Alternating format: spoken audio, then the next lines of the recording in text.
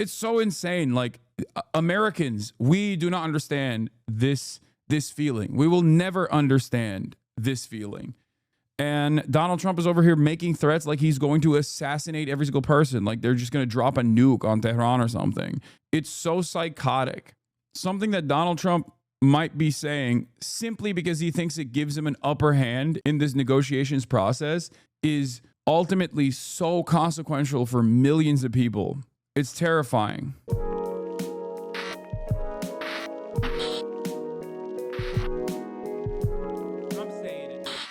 But in any case, Donald Trump has been going nutty mode, talking big shit on the timeline. And that's obviously what we're going to start off with today, because that's just the way politics runs nowadays. As you know, yesterday, he urged the evacuation of Tehran, which is an incredibly large city. I believe it's like, by some estimates, people say like there's like 12 million people. Some people say even more. In the greater metropolitan area, there's like at least 9 million people. You are not going to be able to evacuate 9 million, 15 million in the metro area. You're just not going to be able to do that. And people have been locked in. Some people have already started moving out of Tehran, and there's nowhere to really go, because where are you supposed to go? They don't have gas. Israel hit the largest oil depot in Tehran already. So people are having a hard time getting gas, and people are having a hard time leaving the city to begin with. And Donald Trump is over here making threats like he's going to assassinate every single person. Like they're just going to drop a nuke on Tehran or something. It's so psychotic. It's so insane. Like, Americans, we do not understand this feeling. We will never understand this feeling, because there is no force as powerful and as like there's no force on the planet that can threaten us in the same exact way. Not even China cannot, at least right now, cannot threaten us in the exact same way, where they've like designed the entire rules of warfare and international rules and law and order to suit their purpose, and can strike and do genocidal things with impunity. Like there's no comparison, which is why we can't comprehend what it's like to have like normal people have no say in what happens in their own lives. Something that Donald Trump might be saying simply because he thinks it gives him an upper hand in this negotiations process is ultimately so consequential for millions of people.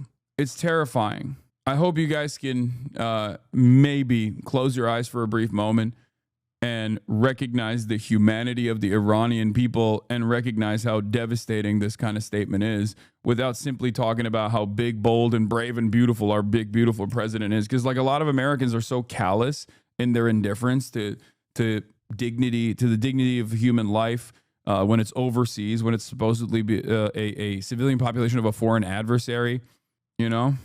All Iran had to do was not build nukes, though. Not justifying this, but their government isn't innocent either. You're an idiot. First of all, Iran hasn't built nukes. They should have built nukes. They literally should have built nukes. Because if Iran had built nukes, Donald Trump couldn't say, Tehran, clear out. So ironically, it is actually the government's incompetence, I would say, that has caused them to try and play ball with America and play ball with the Western world over and over again, as the Western world has slapped them around. Can Donald Trump tweet out, Moscow, clear out? No, obviously not. And Moscow and Russia has done a metric ton of damage to Ukraine. So why can't Donald Trump say, hey, Kremlin, clear out? Why can't they say, hey, DPRK, clear out? Pyongyang, clear out? Why can't they say that? Oh, that's right, because they have nukes. Okay? That's it. You gotta have nukes.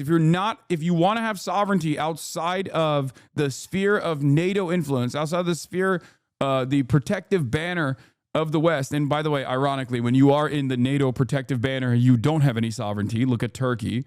Okay? You got nothing.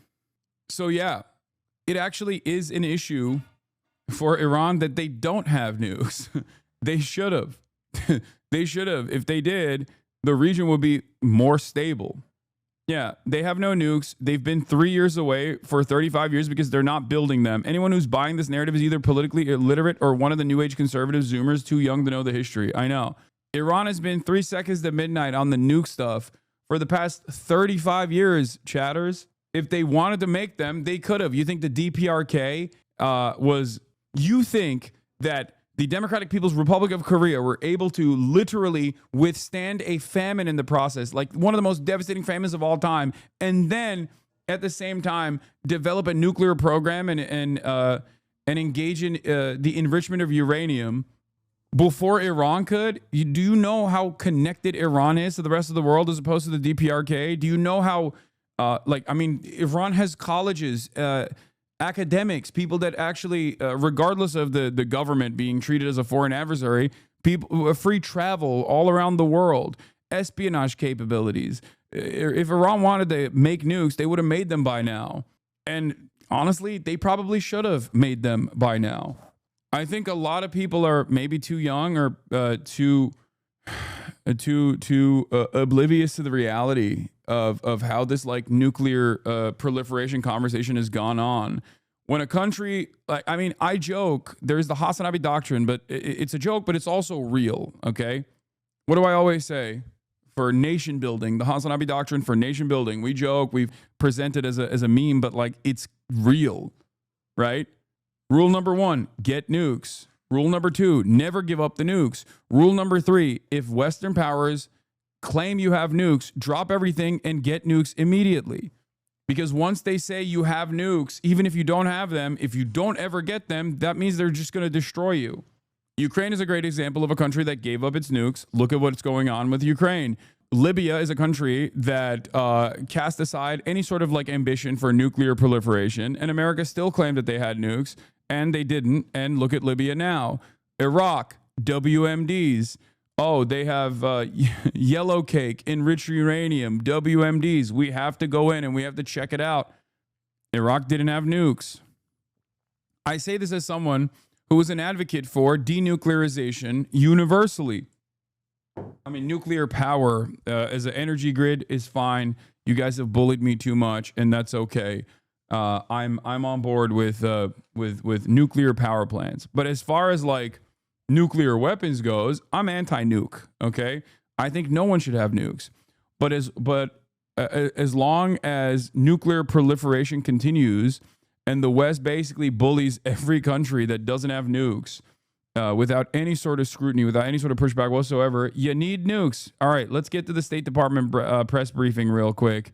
I believe it's starting soon, right? Here's what yellow cake press conference. Okay, stop. Actually, send me the State Department. I don't care about Jon Stewart's statement. Send me the link for the press department, please. Not have a nuclear weapon. Secretary of State Marco Rubio has also stated that fact as he has traveled the world working to implement President Trump's vision of peace and security. That statement has also been uttered from this podium many times. The fact that Iran cannot have a nuclear weapon is clear. As the White House reminds us, since taking office, President Trump has clearly stated no fewer than a dozen times that Iran cannot be allowed to have a nuclear weapon, for anyone who's unclear on that fact. President Trump has made the same pledge no Guys, fewer you don't than understand. 40 America times first and being a before peaceful taking dove office. actually It meant was doing far the back as exact same thing that 2011. previous administrations One of have the done, highest priorities of the Trump which is to go to war with Iran. administration's security America of the first American actually people. means To that end, doing a the decapitation Department of strike on the State has supreme leader of established a Iran. Middle America East first task actually force means to like help coordinate violating support for US citizens, violating any sort of isolationist principle that we might have actually run a campaign on. The task force is operating 24 hours a day. Over the past week, to help keep U.S. citizens informed, we have issued more than 30 security alerts to countries in the region and updated the travel advisories for Iraq and Israel. We remind U.S. citizens not to travel to Israel or Iraq and not to travel to Iran under any circumstances. We continue to monitor the complex and rapidly evolving situation on the ground as we continue to assess and address the needs of U.S. citizens.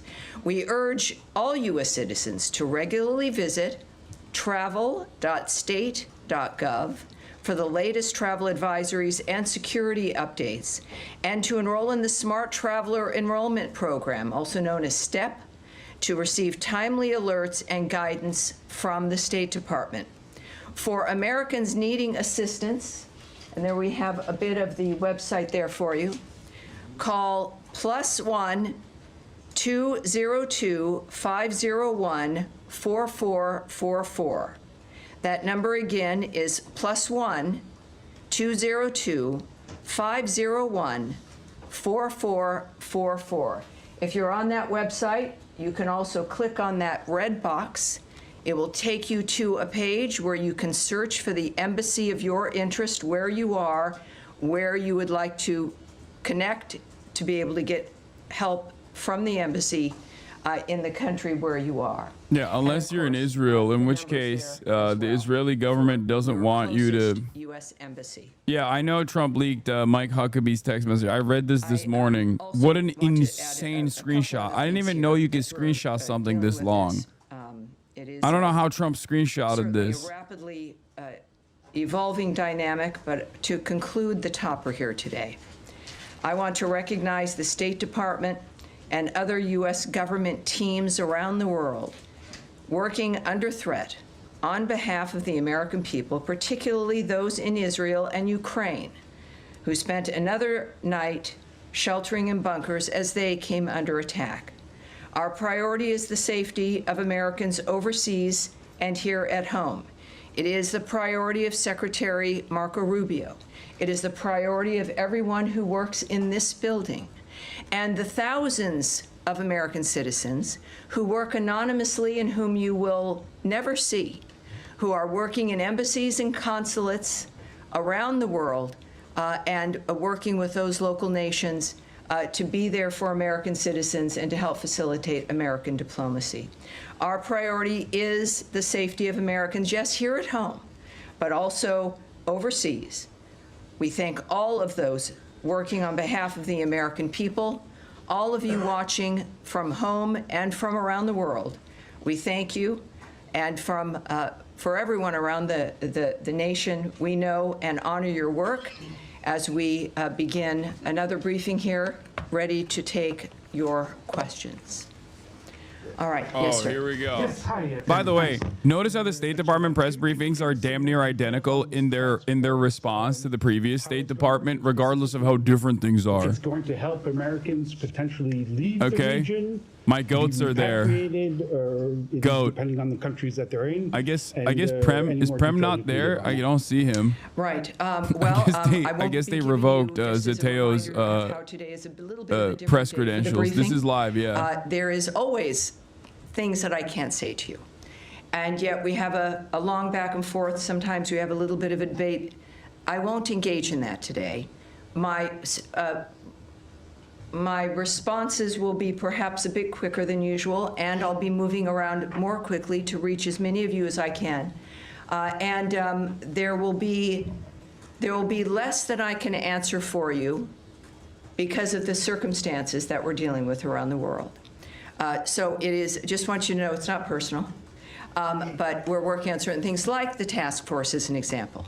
The task force is a group of people who are working, taking the calls of people, of American citizens around the world, making sure that they get connected with what they may need in that region.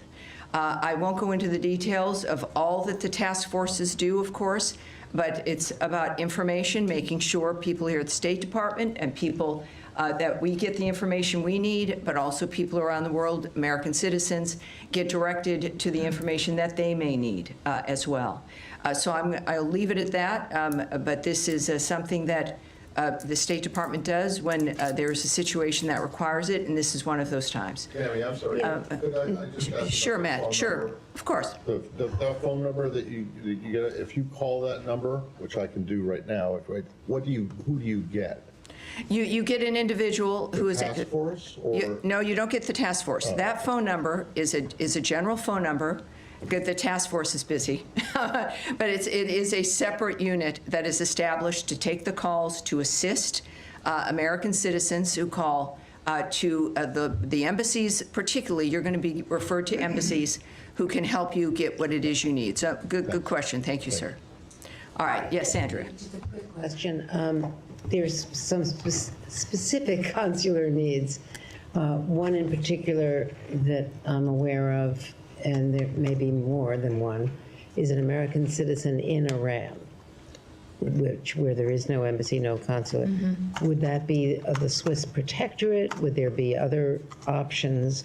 Is consular affairs give any advice as to what to do about Americans right now stuck in? I can't speak bad to any places? advice or information regarding individuals in Iran at this point. And what about American Israelis or Israeli Americans either wanting to come out or wanting to get back home? LL, I believe, has resumed flights in some small measure. Why is for she people who- there? You know, some people have kids in Israel and they were visiting the States. And they're American citizens. Is there anything that they can do? Where should they call this number?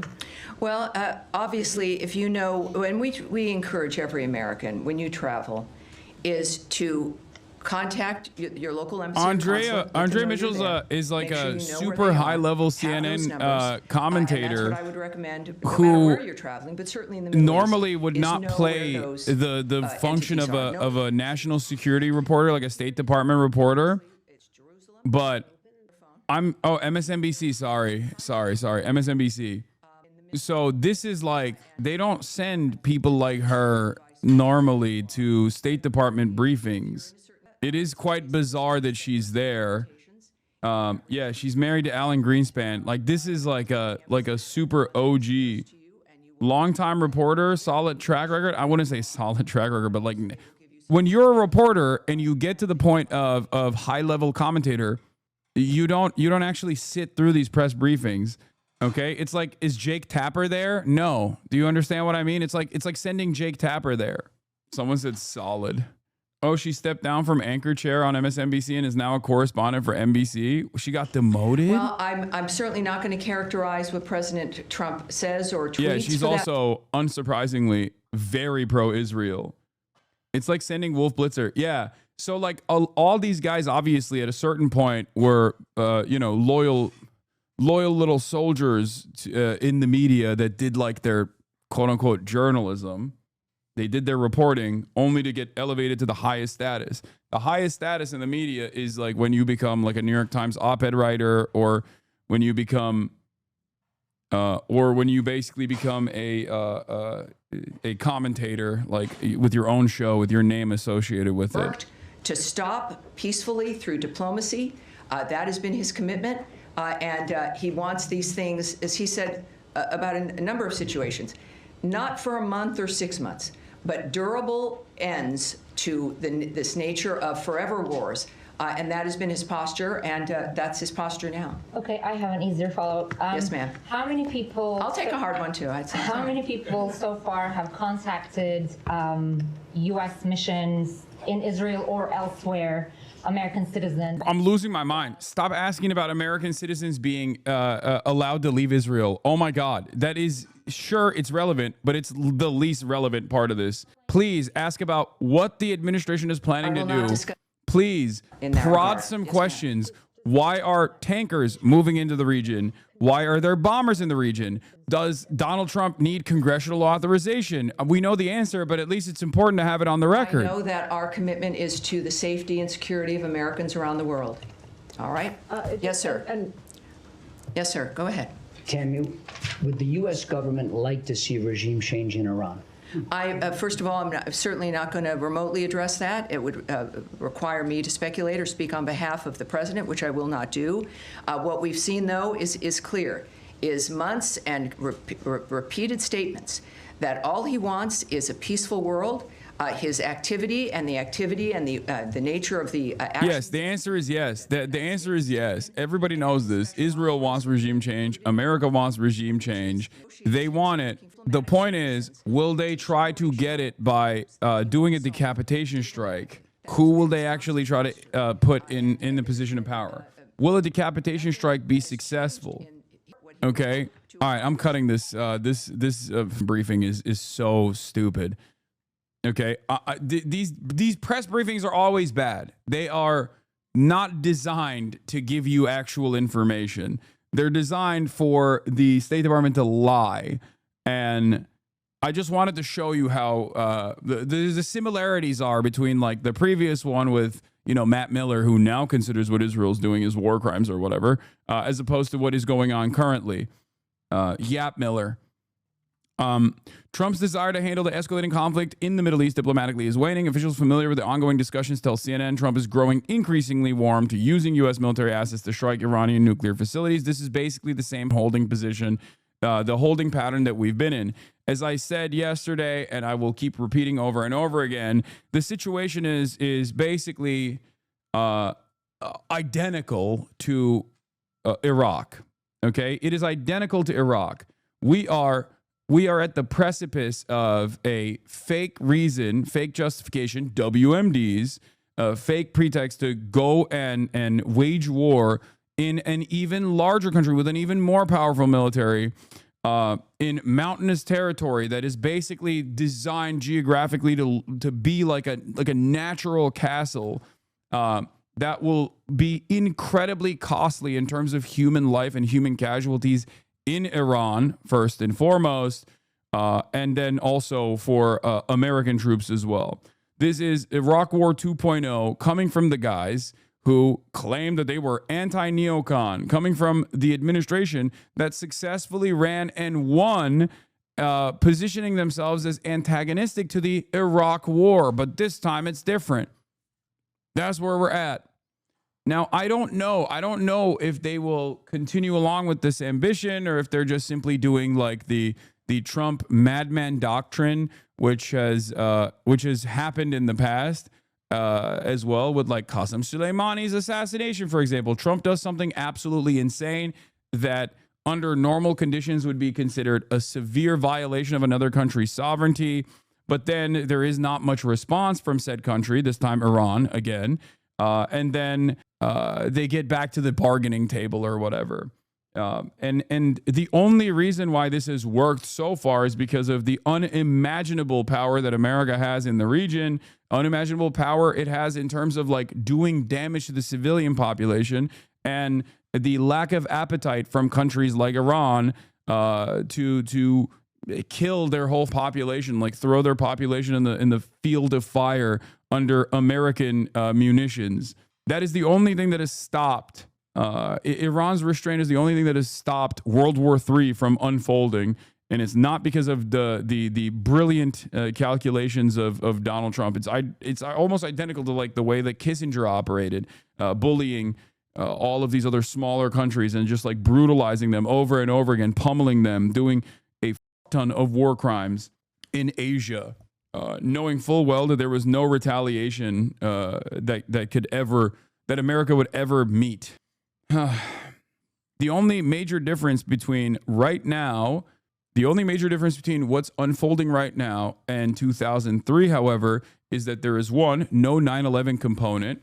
Two, we're living in the post anti-Iraq war meta, where Americans like recognize the war on terror as being overwhelmingly a failure, right? On top of that, I would say that we have tremendous economic instability, which I think plays a role in Americans not feeling as patriotic, or the Western world in general, not feeling as patriotic about their countries, like not feeling as though they are willing to go and serve in the military to like defend Western nations or whatever. It's like they can't pay rent. Why the fuck? Like most people, if you ask like Gen Z, they're like, "Oh, would you serve in the American military? Or would you serve in the British military?" And they're like, "I'm not gonna die for someone else's wars. Like, why would I do that? I can't even pay for rent." And on top of that, there's tremendous enmity towards Israel. There's tremendous anger and resentment towards Israel in the public's eye. Politicians are united on defending Israel, but the American population even is not so united. It's one of the most common metas right now is like, I'm not dying for Israel. I'm not dying for Israel. That's like the rallying call of an entire generation. So when you look at that, when you look at the situation with deep economic volatility, deep uncertainties about people's futures, anger and resentment, and try to slap on a additional war that is even more costly than the previous wars that America is engaged in that are deeply unpopular. I don't know if Americans will be on board with this. I feel like this could potentially destabilize the entire Western world if implemented. Maybe I'm wrong. Maybe America will find a way to nip this in the bud and have this like full-throated pro-war propaganda that they've been pummeling, that they've been pumping out on every outlet right now. They've been doing that. They've been doing that nonstop. If you notice, like CNN and New York Times is damn near identical with the way that you hear commentary from Fox News on this stuff. There are very few outspoken anti-war people out there. You got some crazies on the right. Some of the most like crazy MAGA people are coming out against it. But then also you got like the AOCs and the Thomas Massey and the Republican Party and the Bernie Sanderses of the Democrats that are coming out against it. But overall, Democrats and Republicans, especially at the highest levels of the party, are fully on board with escalating this conflict and moving in to Iran. You are genuinely stupid if you think the whole world will end because you acting like it's the combined 7-hour invasion of Earth, which was worse. You act like you're the leftist tough guy. You would not last a single second in City 17 and nobody is crazy except the people you hired to ban for you. You act like this is the combined 7-hour invasion of Earth. You would not last a single second in City 17. Do you think Half-Life 2 is real life? Anyway. All right. But yeah, let's get back to it. President Trump urges evacuation of Tehran as the Iran-Israel conflict deepens. We're going to begin with Israel stepping up its bombing of Iran and a blunt new warning from President Trump, all while Iran continues to just fire back. Iranian missiles hit an Israeli city this morning after Israel's warplanes attacked targets in Iran's capital, including its state-run broadcaster. More Iranians are fleeing their homes. Take a look at these pictures of the cars just leaving in droves. Trump is urging them to go with an online post saying everyone should immediately evacuate. Deborah Patta is in Tel Aviv. Deborah, the situation certainly seems to be... Ken Leakenstein with new reporting coming out fresh off the presses. Trump has secretly greenlit regime change in Iran. Worst kept secret of all time, by the way. Israel wants regime change. The U.S. is fine with that, sources say. Donald Trump is lying almost about everything regarding Israel and Iran. Trump knew what Israel was going to attack Iran, knew the basic outlines of the strategy, and implicitly gave the U.S. okay. Trump also quietly and enthusiastically embraces Israel's unstated goal of regime change. 2 high-level U.S. officials involved in the internal discussions tell me. Trump hasn't officially approved anything, hasn't committed anything to paper, and hasn't signed off on any specific act. But in the dance of phone calls and back-channel messages and things said and not said, the two countries found agreement. Trump has given Israel the green light by not saying no. They're calling it the yellow card or the yellow light. They're saying it's not a green light, it's not a red light, it's a yellow light, which means basically functionally whatever Israel wants to do, you can do. We're not going to say no. This is the world of statecraft at the highest level where leaders say one thing and do another. This is not for... Yes, sirens in Jordan. I know. It's red alert in northern Israel. They're going to bomb Haifa again. I know. When it happens, we'll cover it. Okay, calm down.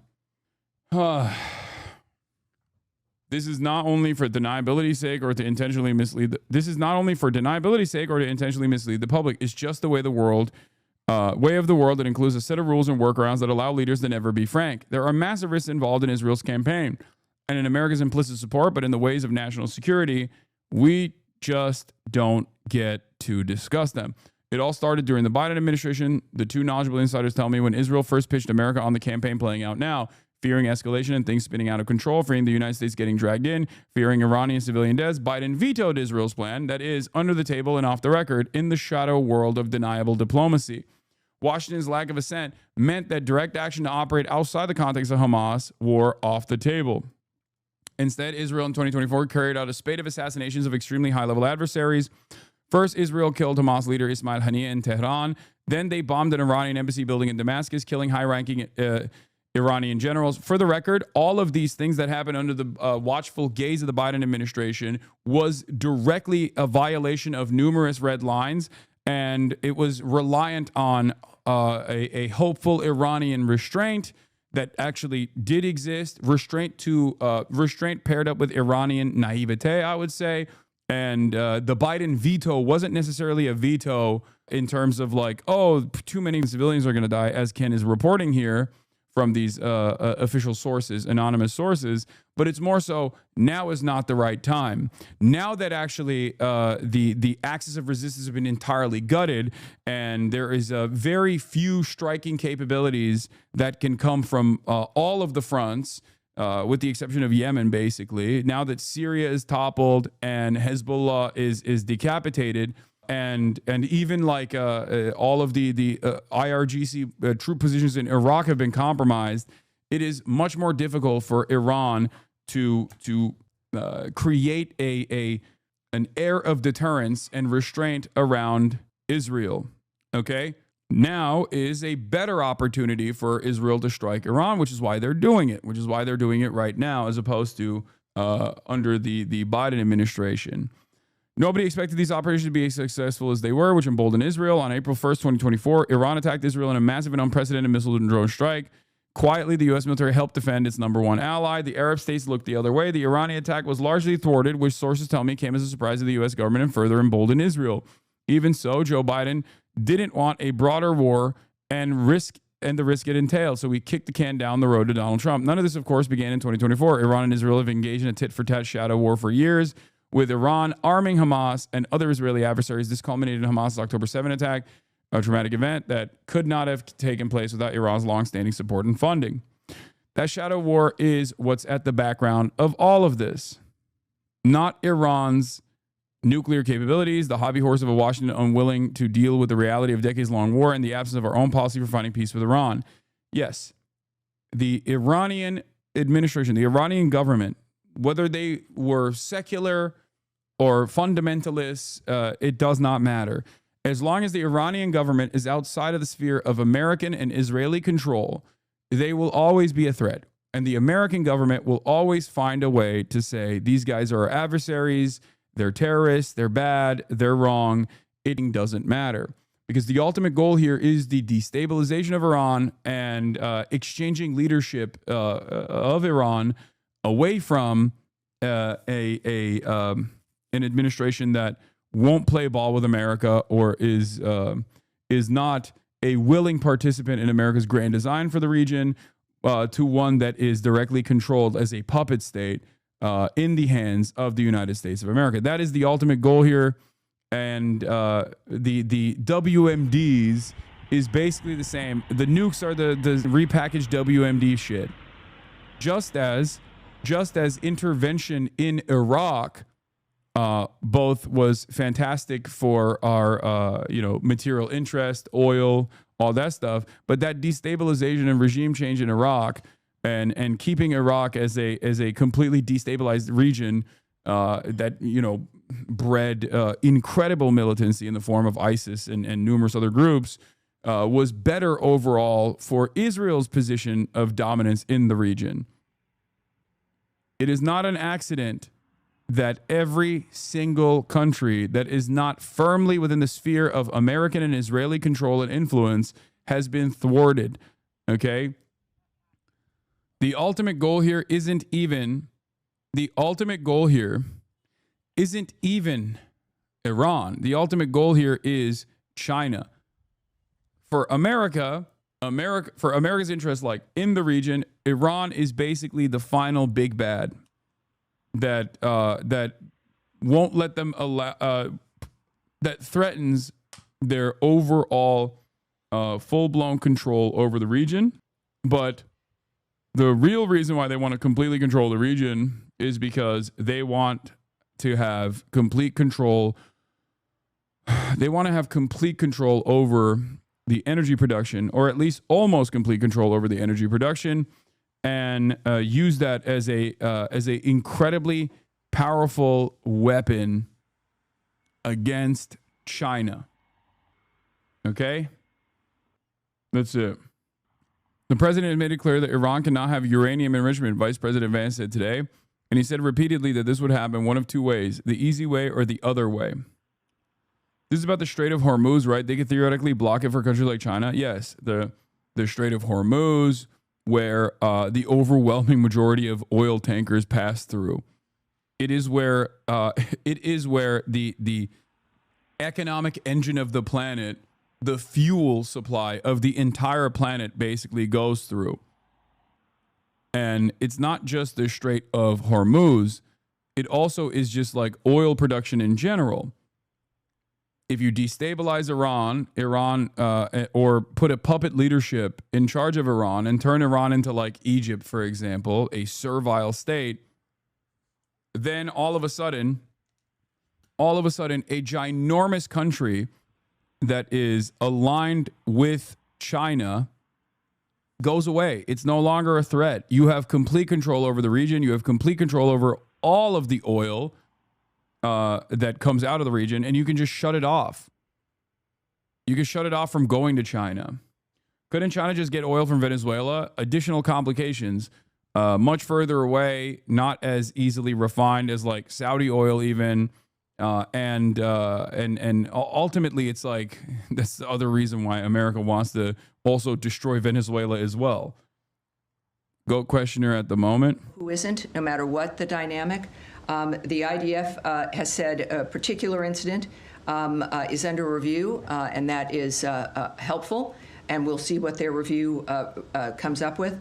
And in the meantime, I think it is important also when it comes to the nature of the efforts to get aid and food to the Gazans. We now know, can report that the Gaza Humanitarian Foundation now is working at 4 distribution sites and has distributed nearly 26 million meals to date. So it is, again, a conversation. Matt Miller responds. Matt Miller ass response, bro. Straight up. Anyway, getting back to this. In reality, while the negotiations commenced in secret chambers involving just a handful of principal officials, Trump and his closest advisors talked about Israel's longstanding plan. A hint of these discussions appeared this past weekend when Trump told the Wall Street Journal that his team had foreknowledge of Israel's plans. The lesson Israel took from 2024 is that Iran might be able to bloody its nose, but not destroy it or the region. Not now, anyway. Israel also assesses that its many attacks on Iran's proxies, the emergence of a new Syrian regime, the failure of nuclear talks, and of course, its precise intelligence on Iran's leadership makes this the best moment to act. We now have complete and total control of the skies over Iran, Trump blurted out today. His use of the word we tell that he is fully behind Israel. It will take a while for the military and the bureaucracy and, of course, Congress to catch up. The news media will be filled with stories about the contradictions of this and that, about how close Iran was or wasn't acquiring a nuclear weapon, about World War III, and how toppling the Iranian regime is just the next Iraq or Libya, right up until it happens, whatever it will be. Everyone should evacuate to Iran, Trump said on Monday. President Trump has been unusually tight-lipped about Israel's military campaign. Asked Monday about the possibility of regime change, the normally loquacious Trump said simply, I want to see no nuclear weapon in Iran, and we're well on our way to making sure that happens. Pressed further at the G7 before the president walked out about what he knew, he answered totally out of character that he didn't want to talk about that. Israel has not yet officially said that its goal is regime change. I mean, they have. They have. It's that's part of the game as well. But with much of Iran's military leadership eliminated in a lightning-fast series of strikes Friday, Israel's objectives clearly extend beyond just halting their nuclear program. According to the IDF, as of yesterday, Israel struck more than 865 targets, really aim points at targets, not targets themselves. The IDF says 20-plus senior military commanders have been eliminated. Israel's also attacking Iranian missile launchers, and it says it has already eliminated 120, a third of Iran's force. Aware of Israel's desire to mount a stronger attack, Trump publicly said he wanted 60 days to negotiate with Iran. I had 60 days, and they had 60 days, and on the 61st day, I said, we don't have a deal. Wall Street Journal is reporting Iran developing a trigger. Israeli intelligence showed Iran is working on a trigger useful for a nuclear bomb. I mean, this could be real. It could be totally fake, phony Israeli propaganda. The problem right now is that as events are unfolding, most of the information that you see, especially from mainstream media, especially from Israeli outlets, are going to be bullshit. Okay? This is a funny headline. We can take Trump's word for his word, U.S. State Department says. Back at the U.S. State Department briefing, spokesperson Tammy Bruce is asked about Trump's comments that he wants a real end to the Iran-Israel conflict. We can take Trump's word for his word, Bruce says, but I'm not going to speculate in the larger sense on what that would mean. That is up to the president. He's the singular guiding hand about what will be occurring from this point forward. Anyway, I'm telling you, this is I think this has been the plan for a lot longer. There's only two options out of this. Either it's the Trump madman theory, which is how much appetite Iran has for retaliation, and how much punishment Iran will dish out to American assets in the region, to Israel in general. And that calculation is what causes America to either go in full blown or to, I guess, simply use this as a threat against Iran and the Iranian population to, I don't know, ultimately get them to a further weakened position where they can be easily thwarted. I do think that no matter what happens, maybe I'm wrong, but I think that no matter what happens, like the goal here is military, a decapitation strike and violent regime change. That's what I think. I might be wrong. I hope I'm wrong, but I do think that the goal is to ultimately destabilize Iran and then inevitably down the line develop new leadership, create new leadership that is servile to American interests in the region. Has this not been the entire plan for a project for a new American century, which was Dick Cheney's think tank that spearheaded the Iraq invasion? Yes, some version of this exact plan has been swirling around in American right-wing NatSec think tanks in perpetuity. I mean, it's happened so many times at this point that I don't know how people don't recognize it when it's unfolding. Libya, Syria, Iraq. It's always the same method. It's not like they switch it around, okay? It's so crazy. I mean, it happened in Iran. Like, it's not, this is particularly strange because it happened in Iran already, okay? This is not the first time. It happened in Iran to a certain degree twice. Be escalating there. What can you tell us? Escalating indeed, and a very good morning, Gail. Israel has expanded its aerial assault on Iran, not only striking nuclear facilities and assassinating senior military leaders, now targeting the regime-controlled media. That's crazy. You're a press person, dude. You are literally, dude, this is shooting the BBC headquarters. Okay? This is bombing BBC. This is a foreign government bombing the BBC. You can't say regime-controlled press to try to normalize blowing up a news station. The BBC is also regime-controlled press. One might make the argument that every single private enterprise in American press is also regime-controlled. That is so twisted. Israeli forces have broadened their tactics. Last night, striking Iranian state television during a live broadcast. Thousands of Iranians have been trying to evacuate major cities since Israel launched its surprise attack last week. This dashcam video in the city of Isfahan caught an explosion on camera as the passengers were trying to flee over the weekend. The human cost of the war is escalating on both sides. Over 200 in Iran and at least 24 in Israel.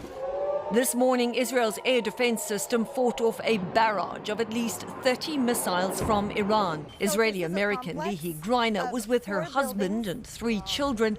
Hasan, you're a liar. You claim that only the LA Persians are against the Iranian regime, but you know that's not true. 70 to 80% of all Iranians hate the current regime and want it gone. Stop spreading lies. I never said the Iranian regime is popular, okay, in Iran or elsewhere. I'm simply stating, once again, that outside military intervention is not a celebrated act unless you are a complete sociopath. Shut the fuck up. Get your stupid ass Hasbara out of here.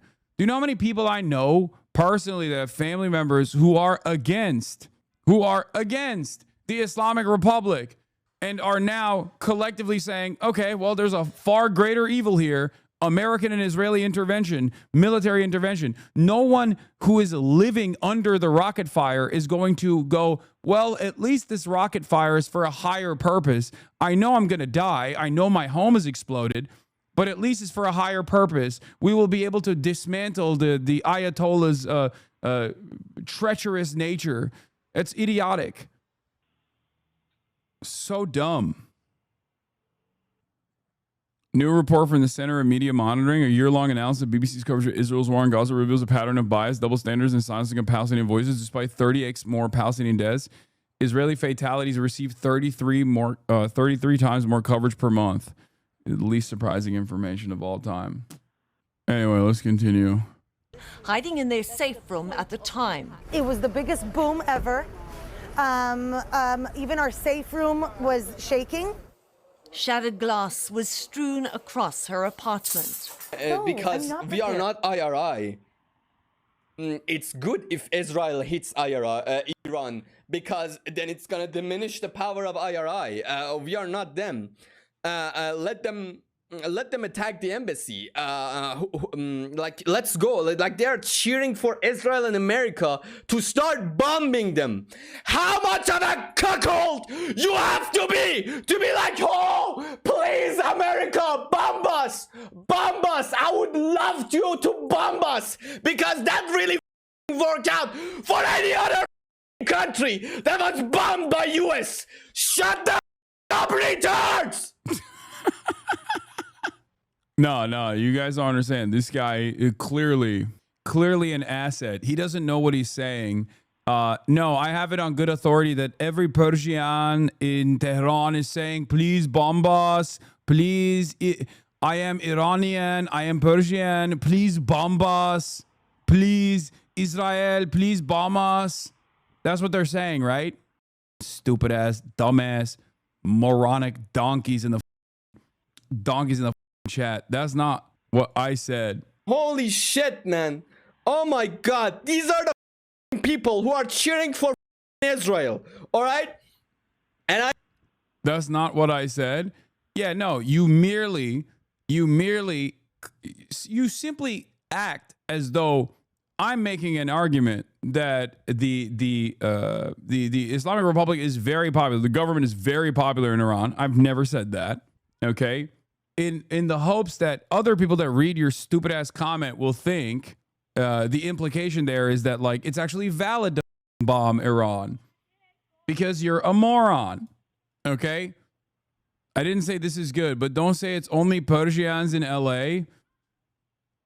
Oh my lord. Oh my lord. Is that chatter even Iranian? Probably. Do you like what Israel is doing to Iran? Do you like it? Do you think it's good? Do you think it's valid? If you don't like the current administration, don't you feel like Israel bombing Iran only hardens, only puts people in a desperate situation where the administration, the current administration, the existing administration, and support for it hardens because all of a sudden there's a much larger problem? Don't you feel like this is consistent all around the world when a much larger superpower or regional power comes in and decides to engage in military action? No, Hasanabi, not at all. But the people are just so tired. They want change any way they can. Yeah, you're a pussy. You are a pussy. You don't want to be like, no, the people actually love that Israel is bombing Iran, because you would sound like a moron if you were to say that. So you're trying to take the long road of basically saying, oh, the people are just tired. They want regime change any way they can. Any way they can implies that they want regime change through Israeli attacks. Okay? Shut the up. Just say it with your goddamn chest. Say it. Perhaps you also recognize how stupid that sounds, which is why you're not saying it, which is why you get really butthurt when I call you out. Yeah, once again, people hate Saddam. We have to liberate. The people will welcome as liberators. People hate the Ayatollah. We have to bomb Iran. They will welcome us. They will welcome us as liberators. Russia said that about Ukraine. Ukraine is Nazified. Zelensky is corrupt. We have to bomb Ukraine. They will welcome as liberators. They will welcome us as liberators. Every regional power and superpower says the exact same dumb bullshit. Okay? These countries have issues, of course, but they need to be worked out through the regular process, through popular mobilization, through potentially a real revolution. And any kind of foreign intervention puts a direct stop on that. Benjamin Netanyahu said, people hate Hamas. We are liberating Palestinians from Hamas. They will welcome us as liberators. Look at Gaza now. Do you think that's what Tehran should look like as well? I always use my own personal experience with this. America has always had complete control through the Cold War over Turkey by way of NATO. Okay, they did an Operation Gladio in Turkey. They have complete control over Turkey. Okay, Turkey has American nukes in American military bases inside of its national boundaries. But as soon as Erdogan stepped a little bit out of line, they tried to do a coup d'etat. What happened? Every single person that despised Erdogan recognized that it was far worse if the American coup that literally killed Turkish civilians, by the way, utilizing Turkish military as a parallel state that America had designed in the country, was far less popular of an outcome than Erdogan continuing to be the leader.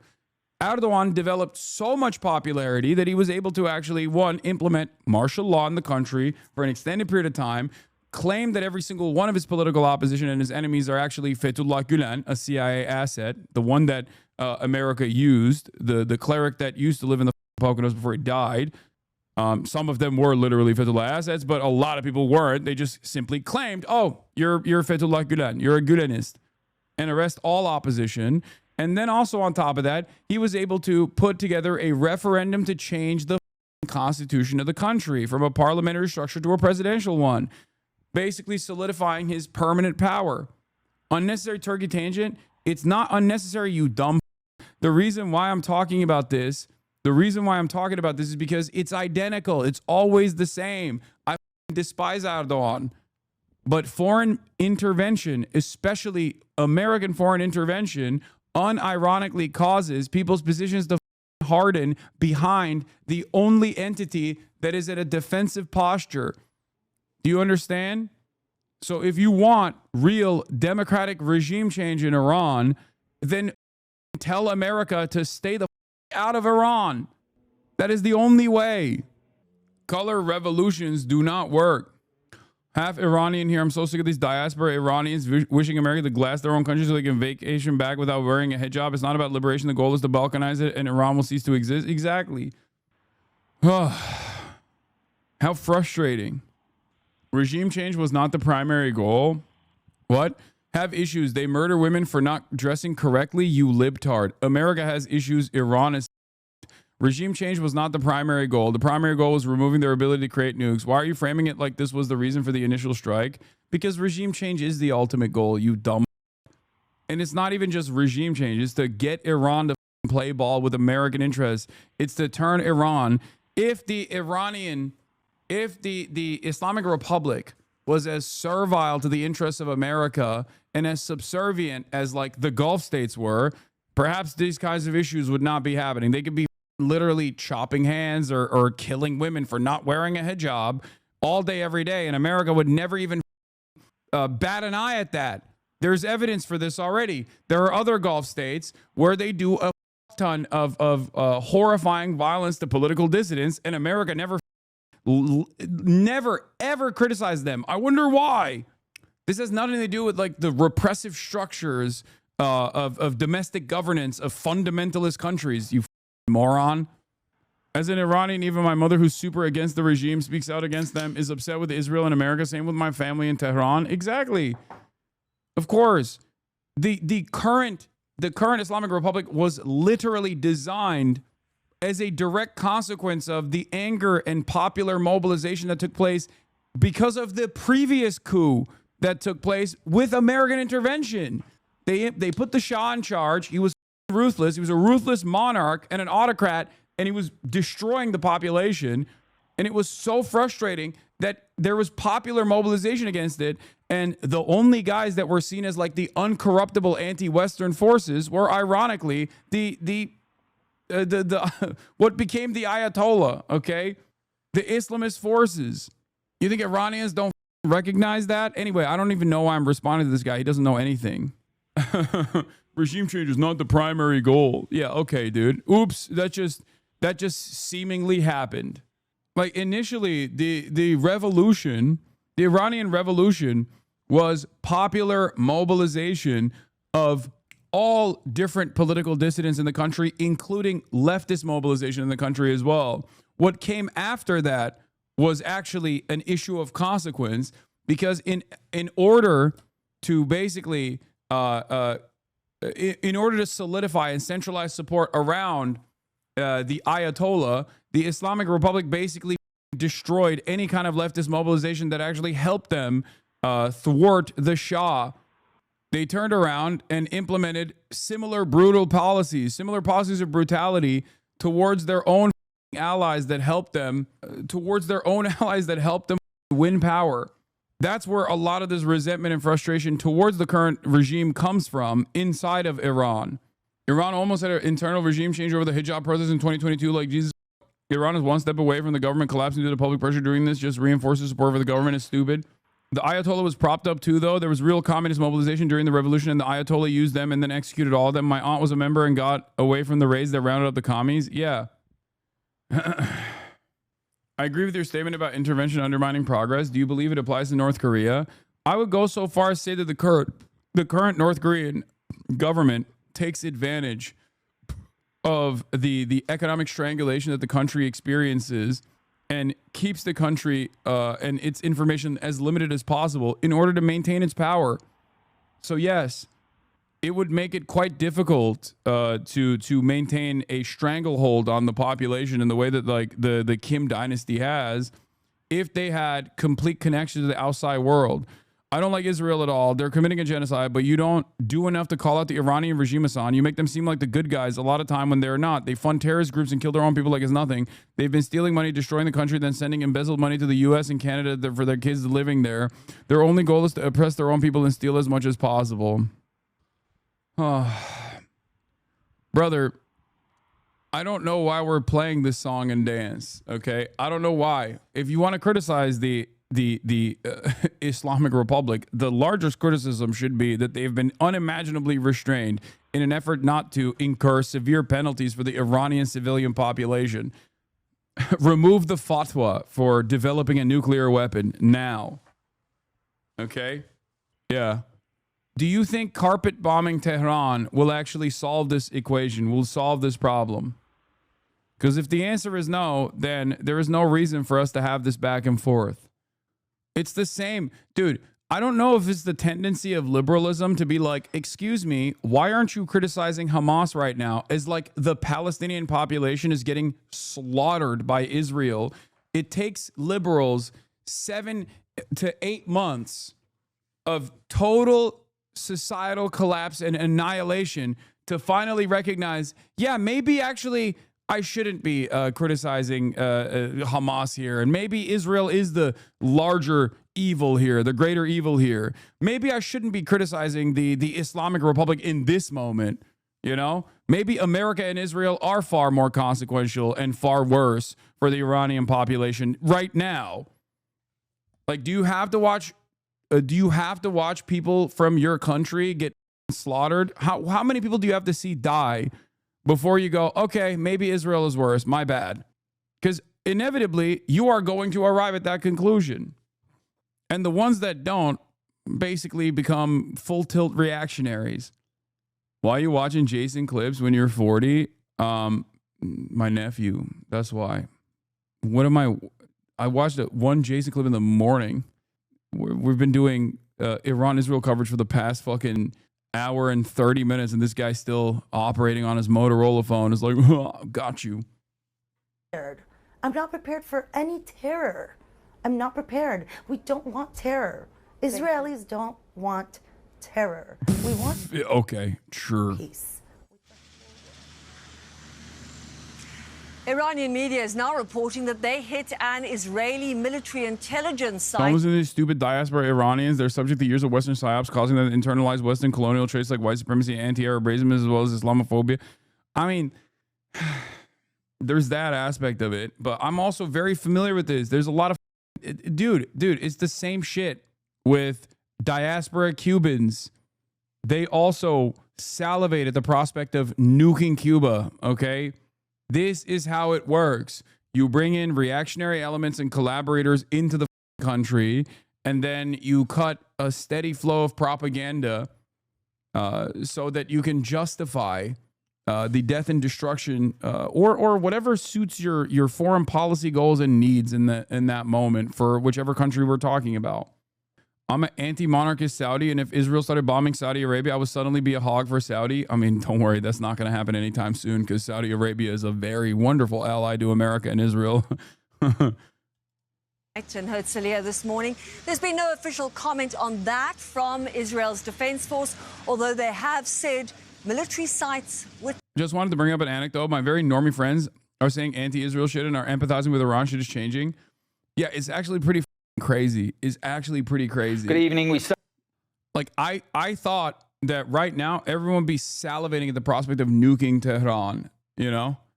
Under, like, if you were to tell me pre-2023, if you were to tell me there would be a moment where I would see a shit ton of people actively celebrating Iran striking Tel Aviv, the LGBT movement, the Let's Go Bomb Tel Aviv movement, I'd be like, you're an insane person. You're a madman. What do you mean? What the fuck are you talking about?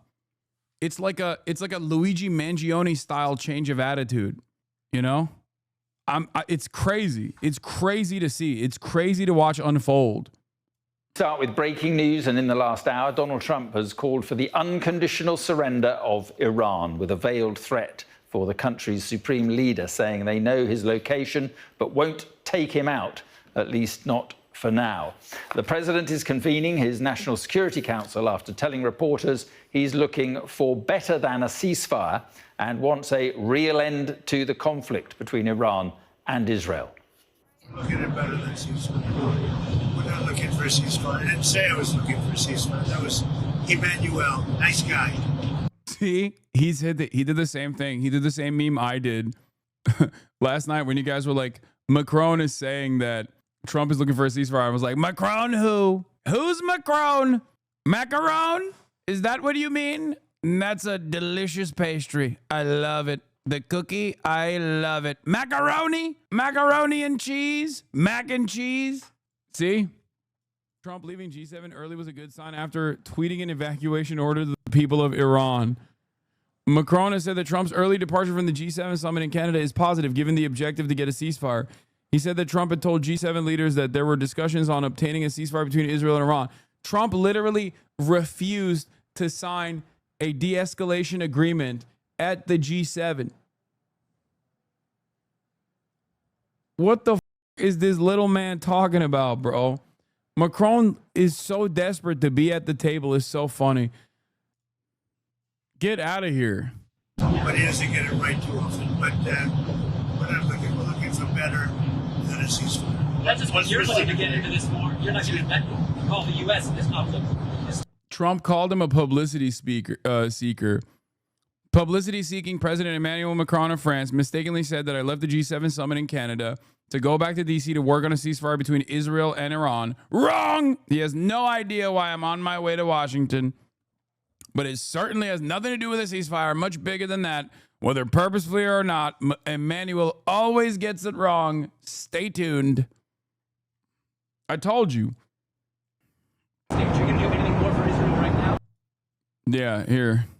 Trump has made an offer for a ceasefire between Iran and Israel. It's got like a cool little flavor. Trump has made an offer for a ceasefire between Iran and Israel. Who the f is Macron? Do you mean the French pastry? You know, the ones that they make with like vanilla, like it's like a cookie, and it's got like a cool little flavor in the middle. Is that what you're talking about? Who the f is Macron, bro? Fuck's a cookie gonna do about 40 plus years of American dominance in the... Anyway. Doing pretty well. Right now we're doing pretty well. Remember, Iran cannot have a nuclear weapon. It's very simple. You know, we don't have to go too deep into it. They just can't have a nuclear weapon. What was the thinking on the call for Tehran to evacuate? Is there a threat or is there incoming? What was the thinking on the full evacuation? I want people to be safe. And that's always possible. A thing like that could happen. I just want people to be safe. Is there any new concern about U.S. troops or assets in the region at all today? You're great people, they know how to protect themselves. And in the last hour, the president said this on his Truth Social channel. We know exactly where the so-called... I'm Iranian, and from my opinion, I think the IRGC government was never good to his people. Maybe 75% of people resent them and want them gone, but this is our country and our history, and we're not going to be cuckolded and ask them to liberate us by killing us and bombing us. I think 75% will fight for their country and resent Israel more for the killing and destruction. I mean, yeah, that is my assessment as well. I think it's ridiculous to assume that like there is, no matter how much resentment exists for the current administration, when when Western intervention comes around, Western military intervention comes around and starts killing your people, you're going to resent them more than the admin. I said this even about Ukraine. What did I say? A lot of people constantly point to me saying Russia would never invade Ukraine as a way to be like, remember when you got it wrong?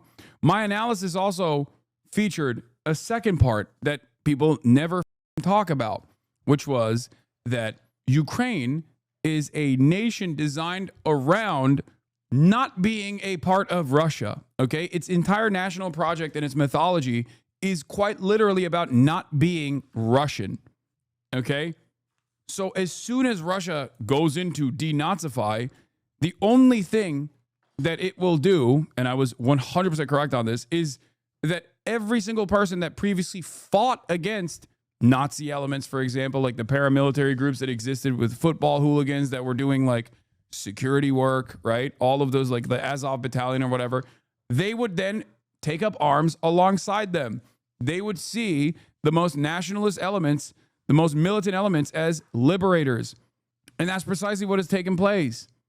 Because the moment that you're attacked by a much larger power is the moment where it's over. You know, you don't give a shit.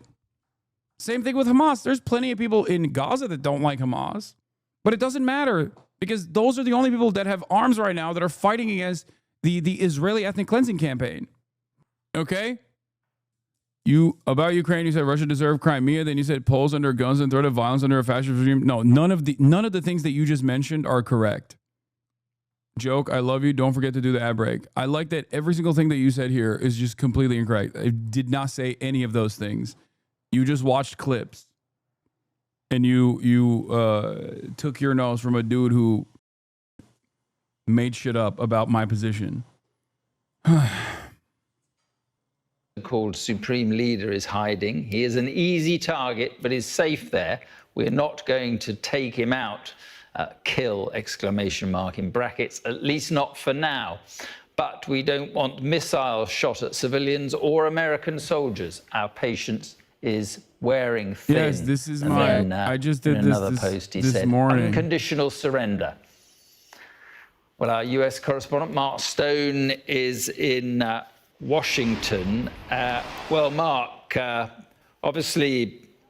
Donald Trump facing a major decision. Difficult to know, really, what is going on in the Trump mind. What? Side tangent? Why are you anti-Erdogan? Wouldn't you say he's progressed the country into the right direction since he's been leader? I feel like the fascist accusations are completely incorrect. Erdogan is a corrupt charlatan and completely subservient to Western interests. He is America's attack dog. Even on his foreign policy stuff, which is what like a lot of Turks actually give him credit for, I still think that it's easy to do foreign policy when your ultimate goal is to serve America as a NATO ally. He also arrested his most popular political opposition unjustifiably. He is Mr. Fake Netanyahu. He's the top dog at acting as though he hates Benjamin Netanyahu while simultaneously serving America's interests and therefore helping Israel. Great argument, Hassan, but what if I just lied and pretended you were wrong? Well, then I can't do anything about that. America, if the news covered it like those countries over there. Deployed armed troops against U.S. citizens amid mass protests over the regime's increasingly repressive kidnapping tactics. The move has prompted international observers to issue travel advisories and warnings. The development immediately follows the scandal-plagued leader's oligarch ally alleging links to the Epstein trafficking scandal. The ruler's move to crack down further on citizens also comes as the regime transfers hundreds of tanks to the nation's capital in preparation for a military parade to take place on the aging and increasingly isolated head of state's birthday. Erdogan is responsible for the slaughter and bombing of Kurdish civilians. Every single week, there's a new civilian site getting drone bombed. The other day, they blew up a grain silo in a Kurdish village. For what other reason other than being a deterrent for civilian populations? The point of that shit. I mean, it's just like, yeah. There is also a ethnic displacement goal, an ethnic displacement ambition that Erdogan has specifically for the northern Syrian corridor for national security reasons. Iranian here. My family left Iran when I was 9 months old to get away from the Islamic Republic. My family hates the regime, but we don't want to see our home in rubble. It's hard to see the area where we lived in West Tehran getting bombed. My uncle is stuck in Tehran because there's no gas. We want internal regime change, not external. We don't want to see our country fracture or go into civil war. Exactly. It makes total sense, even though there are some diaspora Persians that do take it to that level. But yes, if you have family members that are still living there, I don't think you're as on board with Israel killing them as some other people are. But the dynamic is quite similar to the reactionary force of Cuban American politics in this country with respect to a forcible like a forcible military action against the Cuban regime. Mind right now. Very, very difficult to know, but it feels as though it is just one mind that will make up the decision, whatever that may be, and that is, it's in the head of the president. He is about to convene a meeting of his National Security Council here at the White House. We haven't seen any comings and goings yet, and there is no Marine on the door of the West Wing, so my assumption is it hasn't yet begun, but you get a sense of this highest stakes diplomacy that is taking place now over social media. He is being pretty open about his thoughts, and those thoughts are ambiguous. They seem to meander from one side of, maybe there is an option for negotiation to the very extreme, we will potentially take out, kill, as you say, the supreme, or as he says, the supreme leader. So all of this, I think, is intentional. It is designed to really focus the mind of the leadership in Iran. It is to keep them guessing. He believes that he can still get them round the negotiating table. As recently as last night, again, very intentionally, White House sources were briefing U.S. media, Axios in this case, that Steve Witkoff, the president's Middle East envoy, is prepared and ready to meet the Iranian foreign minister. But then at the same time, Donald Trump talking about bunker-busting bombs being dropped on Iran's nuclear sites. So that is the sort of backdrop, I guess. And into that, world leaders don't quite know, I don't think, what the game is, even though they were around a table with Donald Trump just yesterday at the G7, a meeting which he left early. Again, that I think is designed to add jeopardy and a sense of the unknown to what might happen. He left in a hurry last night, was posting on social media well into the night, and again early this morning. What is this? Isn't the Iranian government's fault for not working with the West like Saudis to prevent this war, even for its own survival and people's benefit? Long before this war started as a foreign policy, would it not be truly sovereign then, or what? What the dude, that's crazy. Why are people not kissing the ring is wild. This also just simply does not take into consideration what Western intervention looked like. The current administration in Iran is a direct response to how angry people were at the previous Western-backed puppet state leadership, which was a monarch. Like, what are we talking about? Also, in spite of all that, they did do that. They did the Obama denuclearization agreement. in spite of their understandable resentment, they literally followed through. Trump threw it aside and then was in the process, I believe, of like, I guess, restoring it to in a similar fashion.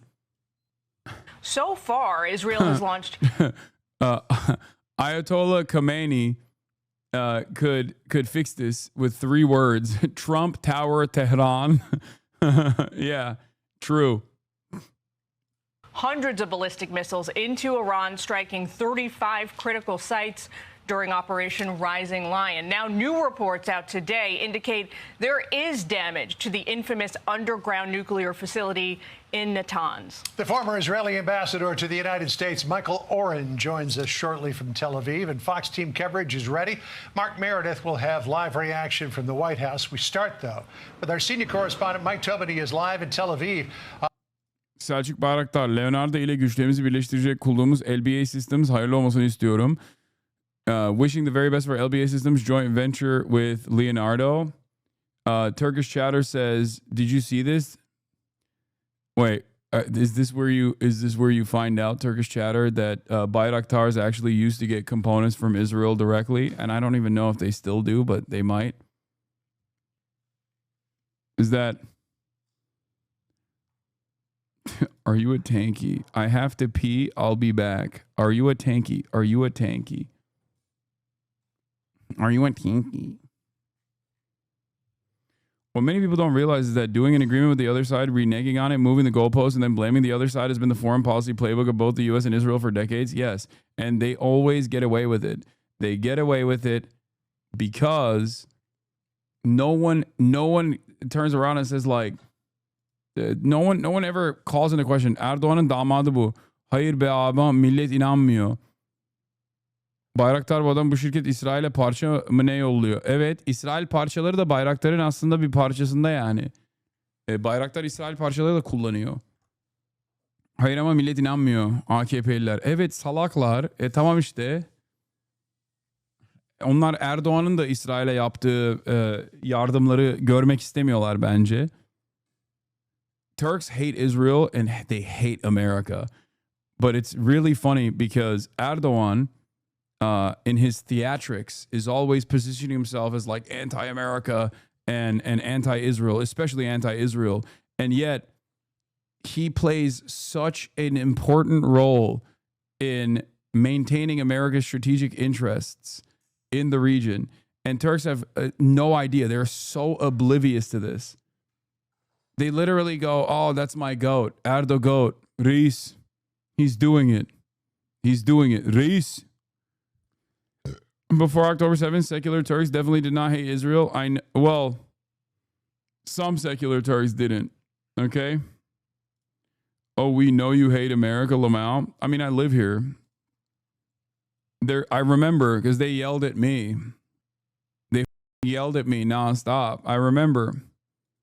They all quieted down real quick, though. Every single Turkish movement that ripped my asshole apart after October 7 for saying that they were being servile to Western interests by defending Israel because they hate Arabs. Every single one of them turned around and now act as though they were not antagonistic to Palestinians in the immediate aftermath of October 7. Every single one of them. You guys don't know this because most of you are English speaking and you don't speak Turkish, but the websites, all the forums, like all of the Turkish online, like especially like the nationalist secular movements that were somewhat in opposition to the Erdogan government, like all these other like new movements that were building online, they were super loud about saying shit like, oh, if you love Palestine so much, why don't you go and fight there? That's what they used to say. Very quickly. Well, at least they were willing to change their opinion. It's not that they changed their opinion necessarily. It's that they were forced to change their opinion. Okay, according to Caitlin Collins, the national security team in the national security team meeting in the Situation Room has ended. It lasted for over an hour. We'll see which direction they move in now. Hasan Reactions is one of the best ones in the React channel.